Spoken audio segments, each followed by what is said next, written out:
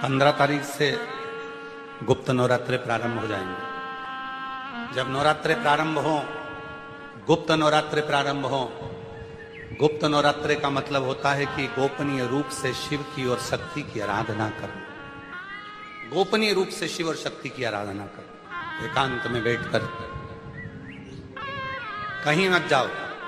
तुम्हारा मन करे गुप्त नवरात्रे में 24 घंटे में से अगर 5 मिनट निकाल लो और 5 मिनट बैठकर कुछ मत करो। अपने हाथ में भी अगर एक गुप्त रुपया, कोई सिक्का, 1, 2, 5, 10 जो भी सिक्का तुम्हारे पास में हो, चांदी का हो या 1 रुपया का हो या सोने का हो या हीरे का हो, जो भी हो तुम्हारी मर्जी, या अपना ये रुपया जो आप लोग आरती में चढ़ाती हो, कोई सा भी 1 रुपया अपने हाथ में रखकर बेलपत्र के साथ अगर प्रतिदिन शिव के मंत्र का जाप करती हो और मां आदिशक्ति के नाम का एक दीपक शिव के मंदिर में अगर लगा देती हो, या देवी के मंदिर में शिव के नाम का दीपक लगा देती हो, और वो रुपया, वो बेलपत्र 9 दिन तक अपने हाथ में रोज रखना है। 5 मिनट रखो, 2 मिनट रखो, और उस रुपए और बेलपत्र को अपने पास रखो।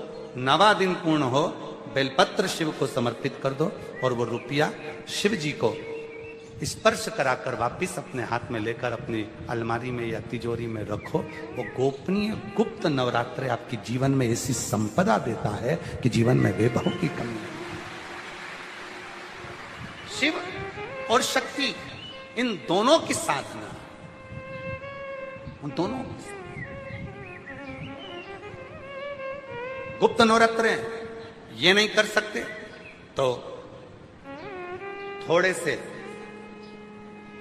अनार का रस या अनार के दाने, थोड़े से 2-4 दाने प्रतिदिन अनार के दाने 2-4 अपनी माता रानी के, शिव के स्मरण में, अपना घर का जो मंदिर हो जिसमें भगवान बैठे हों, तुम्हारे घर के मंदिर में जो भी भगवान बैठे हैं, अगर 9 दिन तक लगातार अनार के 2-4 दाने का भी आप रोज माता रानी को अगर भोग लगाती हो और उस अनार के दाने का या शिव को भोग लगाते हो, उस अनार के दाने का घर के जितने सदस्य हैं, 1-1 दाना अनार का सब खा लें।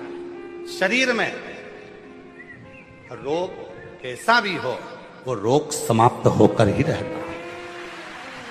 गुप्त नवरात्रे शिव और शक्ति की आराधना के होते। शिव और शक्ति, शिव और शक्ति के, शिव को भजने के। बाबा बाबा सब कहे और माता कहे न को, एक बार जो माता कहे सो काशी में हो। जो मां का स्मरण शिव के सामने करे और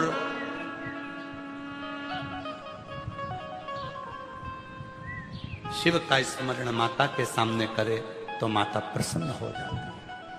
प्रसन्न। देवी को प्रसन्न करने के लिए अग्नि की जरूरत पड़ती है और शिव को प्रसन्न करने के लिए जल की जरूरत पड़ती है। जितने देवी के उपासक हैं या अष्टमी नवमी पूजने वाले हैं, वो कंडा जलाकर, गोबरी जलाकर, गाय का गोबर सूख जाता है उसको जलाकर उसमें धूप छोड़ते हैं। मालपुआ या पूड़ी या खोट या सब्जी जो भी बनता है उसको छोड़ते हैं। अष्टमी नवमी पर पूजन करते हैं, धूप देते हैं, अग्नि में छोड़ते हैं। क्यों छोड़ते हैं? क्योंकि देवी अग्नि से प्रसन्न होती है और शिव जल से प्रसन्न होता है। जल से, देवी अग्नि से और शिव जल से। प्रसन्नता हमें सुख देती। केवल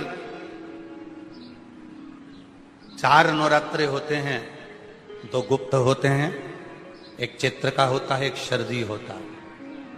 केवल 4 नवरात्रे ऐसे होते हैं जिन नवरात्रे में शिव जी के मंदिर में अगर दीपक भी लगाया जाता है तो लंबी बत्ती का लगाया जाता है। बाकी के समय में शिव के मंदिर में गोल बत्ती का दीपक लगता। क्यों? कहते हैं 64 योगनियां। आपको पहले भी कहा था, आज फिर अच्छे से समझ लीजिए।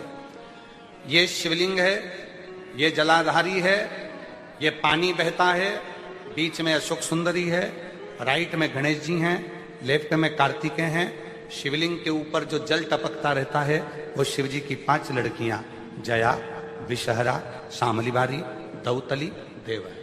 ये पीठिका पार्वती जी का हस्त कमल, ये पीठिका पार्वती जी का हस्त कमल। इस पीठिका के नीचे जितना मोटा भाग रहता है, शिवलिंग जहां रखा है, उस पीठिका का जितना मोटा भाग, जहां से पानी नीचे गिरता है, जितना मोटा भाग होता है, इतने पूरे मोटे भाग में मां आद्य शक्ति के 64 योगनियां यहां पर विराजमान होती है। जब हम जल समर्पित कर कर लंबी बत्ती का दीपक नवरात्रि में लगाते हैं, तो जो 64 योगनियों की जो शक्ति है, 64 योगनियों का जो फल है, देवी की आराधना और साधना का जो फल है, भले हमने व्रत करा नहीं करा, भले हमने पूजन करी नहीं करी, भले हम नवरात्रि में कोई व्रत साधना तप नहीं कर पाए, कोई बात नहीं, पर जिसने शिव को जल चढ़ाया, ये जल बहकर यहां से निकलेगा, वहीं पर सम्मुख में शिव के लंबी बत्ती का घी का यदि दीपक लगाया, और कितना दीपक कैसा, तो कहा जब हम शिव को नवरात्रे में केवल दिया लगाने के लिए जाते हैं, लंबी बत्ती होती है, तो उस दिए के अंदर घी को ज्यादा नहीं भरा जाता, केवल बत्ती को डुबोया जाता है और उस दिए में रखा जाता है, जलाया जाता है। शिव और वो 64 योगनियां जो यहां विराज रही हैं, यहां शिवलिंग मां आद्यशक्ति दुर्गा भवानी, गणेश जी, कार्तिकेय, अशोक सुंदरी, शिव जी की 5 लड़कियां और ये 64 योगनियां, और 64 योगनियों के बाद में ये जल बहकर जाता है जितनी दूर तक, यहां 33 कोटि देवताओं का स्थान होता है। इसलिए हम जब लंबी बत्ती का दीपक लगाते हैं जल चढ़ाकर नवरात्रि में, तो शिव की आद्य शक्तियां हमको सुख प्रदान करना प्रारंभ कर देती हैं और हमारे भंडार में कोई कमी नहीं, वो भंडार की कमी को दूर। इसलिए कई लोगों ने तो गीत भी बनाया है, भजन भी बनाया है, वो कहते हैं ना, मैं तो लाई हूं दाने अनार के, मेरी मैया के 9 दिन बाहर के। माँ आद्य शक्ति की आराधना साधना के साथ शिव की साधना हो तो वो बल देती है, वो बल देती। जो आषाढ़ महीने का जो नवरात्र आता है, जो आज से प्रारंभ हुआ है, और आप सबको मालूम होगा 4 नवरात्रे होते हैं, उन 4 नवरात्रे में 2 नवरात्रे गुप्त माने गए, और उसमें भी जो आषाढ़ महीने का जो नवरात्र आता है, जो आज से प्रारंभ हुआ है, कहते हैं अगर कोई स्थिर होकर एकांत में बैठकर भगवान शंकर के नाम का मात्र संबोधन श्रवण कर लेता है, सुन ले, गुनगुना ले, शिव को याद कर ले, तो कहते हैं शिव और शक्ति की दोनों की कृपा उसके ऊपर बनी ही रहती है। आज से नवरात्रे प्रारंभ हुए हैं, 9 दिन तक, ये गुप्त नवरात्रे के 9 दिन। अगर आपको ऐसा लगता है कि शिवजी आप बाबा मेरी नहीं सुन रहा, बहुत संघर्ष का जीवन चल रहा है, बहुत परेशानी का जीवन चल रहा है, बहुत कष्ट का जीवन चल रहा है, और कोई मंजिल, कोई राह, कोई मार्ग दिख ही नहीं रहा, तुम्हारा कैसा भी दुख है, इससे 9 दिन तक का एक नियम ले लो गुप्त नवरात्रे में कि मुझे शिवजी के मंदिर में अशोक सुंदरी वाली जगह पर एक बेलपत्र मां हेमवती माता के नाम से, कौन सी माता? हेमवती, मां हेमवती के नाम से एक बेलपत्र अशोक सुंदरी वाली जगह पर समर्पित करूंगी। 9 दिन का एक नियम धारण करो, और 12वें या 15वें दिन आप देखिए आपका जो दुख है मेरा बाबा उसको काट कर ही रहा।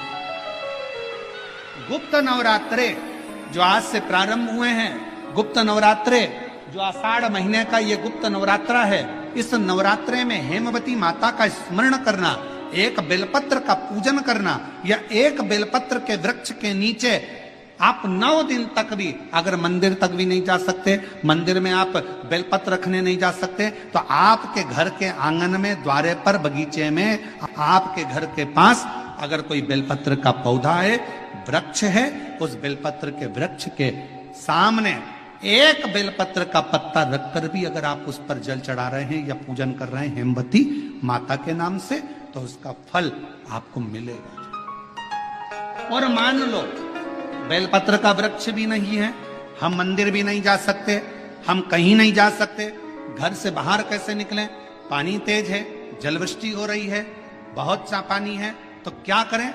अपने घर में जो शिवलिंग है, तुम्हारे घर में अगर जो शिवलिंग है, तुम्हारे घर में जो शिवलिंग विराजमान है, उसी शिवलिंग के साक्षी में, सम्मुख में भी अगर हेमवती माता का नाम लेकर अगर एक बेलपत्र समर्पित करोगे 9 दिवस तक, तो उसका फल मिलेगा जरूर, उसका फल मिलेगा। फिर से बोलो, कौन माता? हेमवती। कौन है ये? शिव महापुराण की कथा कथी है, जब माता पार्वती जी हिमालय राज के घर में प्रगटी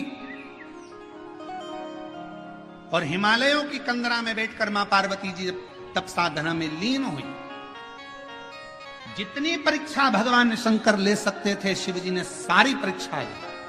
ब्रह्मदेव परीक्षा लेने आए, भगवान नारायण परीक्षा लेने आए, इंद्रदेव आए, सप्त ऋषि आए, सारे साधु संतों को परीक्षा लेने भेजा, पर मां उन परीक्षाओं में पास होती चली गई। तब भगवान शंकर ने दर्शन देकर कहा, पार्वती आज से तुम्हारा नाम हेमवती रहेगा।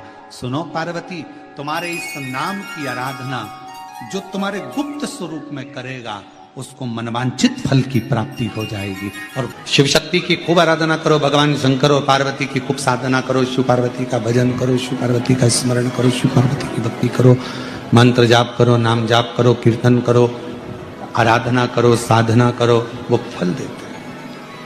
आराधना साधना मां अंबा जगदम्बा की शिव के साथ। नवरात्र में यदि प्रेमवश नवरात्र में अगर मां जगतजननी जगदम्बा का अंबा का दर्शन करने के लिए माता रानी के मंदिर तक जा रहे हो, तो एक पुष्प की 9 पंखुड़ियां जरूर लेकर, या 9 पुष्प लेकर। और वो भी नहीं कर सकते, अपने घर में मां जगत जननी को 9 चावल के दाने लाल चंदन में कर कर अर्पित करो। मां को रिझाओ, देवी को रिझाओ। और शंकर की जितनी आराधना कर सकते हो, श्री शिवा नमस्तुभ्यं। जैसे माताएं कहती हैं, हम नवरात्र में माता जी का व्रत रख रहे हैं, हम नवरात्र में ये उपासना कर रहे हैं, हम नवरात्र में माता की ज्योत खड़ी कर रहे हैं, हम नवरात्र में माता का अनुष्ठान। बिल्कुल करो, अनुष्ठान करना जरूरी है। आप व्रत करती हो जरूर करो, आप साधना करती हो, आपके घर में जैसा होता है वैसा करो, आपके घर में जो होता है वो करो। पर साथ में नवरात्र में यदि प्रेमवश नवरात्र में अगर मां जगतजननी जगदम्बा का अंबा का दर्शन करने के लिए माता रानी के मंदिर तक जा रहे हो, तो एक पुष्प की 9 पंखुड़ियां जरूर लेकर, या 9 पुष्प लेकर। और वो भी नहीं कर सकते, अपने घर में मां जगत जननी को 9 चावल के दाने लाल चंदन में कर कर अर्पित करो। मां को रिझाओ, देवी को रिझाओ। और शंकर की जितनी आराधना कर सकते हो, श्री शिवा नमस्तुभ्यं। के ऊपर जब जब श्रीफल रखाता है, नारियल रखाता है, तो उस पर 5 बार 7 बार मोली नहीं लपेटी जाएगी, तो 9 ही बार लपेटी जाएगी। 5 या 7 बार लपेटते हैं तो कहते हैं कि लक्ष्मी की छिन्नता होती। जिसके यहाँ दिया अखंड जलाया जाता है, अगर वो दिए की बाती अगर दक्षिण दिशा की होती है, तो उसके घर में साल भर में एक घात जरूर होती है। जो दिया अखंड जलता है, उसकी बाती का मुख दक्षिण का नहीं होना चाहिए। अगर आपने देवी भागवत का स्मरण कराओ, देवी भागवत को अगर सुना हो, तो देवी भागवत में स्पष्ट किया गया कि पूर्व की ओर मुख करा हुआ दिया, अर्थात पूर्व की ओर ज्योत जो जलाई जाती है, वो संपदा की वृद्धि करती है। पश्चिम की ओर मुख कर जो ज्योत लगाई जाती है महाराज, वो बेबहू को देती है। और उत्तर की ओर जो मुख कर ज्योत जलाई जाती है, उत्तर की ओर जो ज्योत का मुख रहता है, वो आयु की वृद्धि करती है। कुमार के नवरात्रे हो, हर नवरात्रे में आप एक विशेष ध्यान रखें, प्रत्येक नवरात्रे में, कि हमें शंकर भगवान की शिवलिंग की पूजन करना। और एक और बात समझ लें, 2 शिवलिंग का निर्माण नहीं भी कर सकते हैं, तो एक शिवलिंग का निर्माण करें और उस शिवलिंग के पास में ही एक छोटा सा मिट्टी का ढेला रखकर मां जगतजननी जगदम्बा का भी पूजन कर सकते। आपको नहीं बनाना 2 शिवलिंग, तो एक शिवलिंग, एक मिट्टी का थोड़ा सा। ऐसा नहीं है कि मेरी माता दुर्गा भवानी पिंडी के रूप में नहीं पूजाती है। अगर मेरी माता पिंडी के रूप में नहीं पूजाती तो वैष्णो देवी में 3 पिंडियां विराजमान नहीं हो पाती। शंकर की आराधना करने से नवरात्र में शक्ति का बल बढ़ता।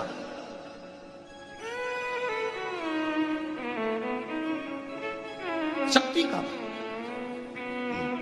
क्यों गुरुजी नवरात्र में शंकर जी की आराधना क्यों करना चाहिए? हमने कहा अगर माता रानी से जो मांगना है तुम्हें, अगर तुमने नवरात्र में शिव जी की आराधना करिए, शंकर की कथा सुनिए, शंकर की आराधना करिए, शिव स्तुति करिए, शंकर को 1 लोटा जल चढ़ाया, मां आद्य शक्ति तुम्हारे पर कृपा करेगी। क्यों? क्योंकि जिस स्थान पर शिवलिंग रखा होता है और जो हस्त कमल है वो मां पार्वती जगत जननी दुर्गा भवानी है। जब हम जल चढ़ाते हैं मां आद्य शक्ति अम्बा जगदम्बा 64 योगनियों पर वो जल चढ़ जाता है और जगत जननी नवरात्र